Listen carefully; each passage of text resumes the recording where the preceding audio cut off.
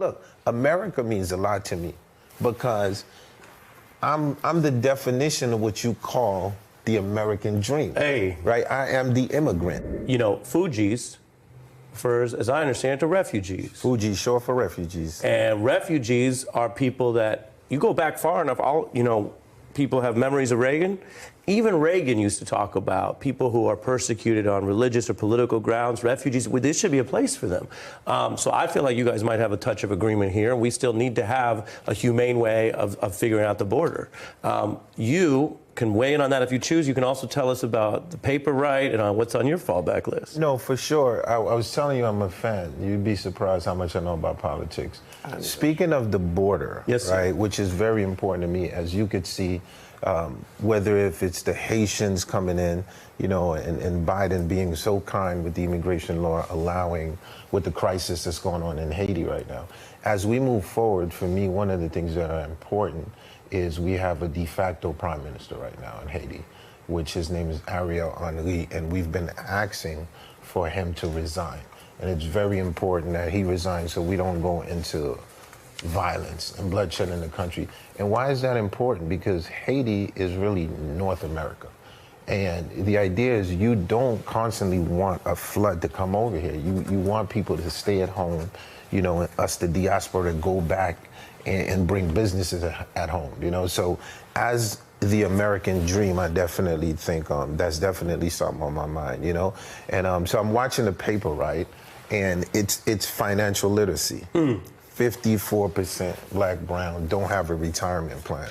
So it was like, so I was invited by the CEO of TIAA to Shonda, and the idea was like, how can you make retirement cool? So I was bored in, and we have a headline on this because the paper right. I think we have the cover we mentioned. So you're talking about culture and the conversation going beyond financial literacy, just like not spending money but saving money, flipping it like like how do we make it right? So I went and got a bunch of starting with the Gen Z generation, Lola Brooke, Floor J, Pusha T, OG, Capella Gray, and of course I closed it. And the idea is like, how do we start to get the youth at a very young age to start to think of retirement? So what does it mean for you to be intentional at this stage in your life to give knowledge to people and say, oh, yeah, you want to flex on money? Maybe it's about the compound interest rate and not just the watch. I would say the experience, right? Coming into the game at a very young age, being the first millionaire in my family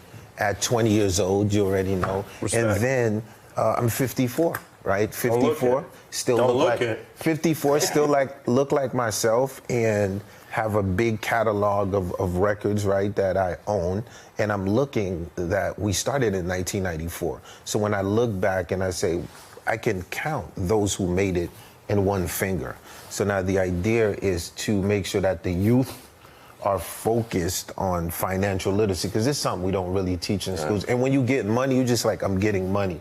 So what I loved about Paper Right was the actual Gen Zs echoing the idea of like, we have to get our paper right. And look, if you're my age right now, you feel like, man, I really messed up, there's still a chance for you to turn your life around. And also, too, I said within the structure of your senators, your congressmen, your elected officials, it's good when you're voting for someone to see if the policies are aligning with you. You know what I mean? So things like that. Look, America means a lot to me because I'm the definition of what you call the American dream. Hey. Right? I am the immigrant. I'm like, you go watch Hamilton, like I am that immigrant. So for me, I feel that it's important that what a high school teacher instilled in me and the idea of like vesting in me more than just a high school student. It's so important that coming from the rural areas, Marlboro Projects, Brooklyn, then being raised in Newark,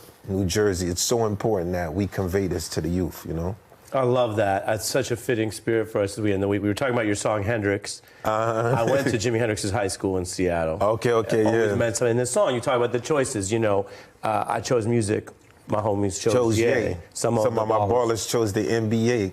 Cuzzo's on the block, man, they gangbang. Funeral parlors making all that change, And again, I was raised with the yin and the yang, right?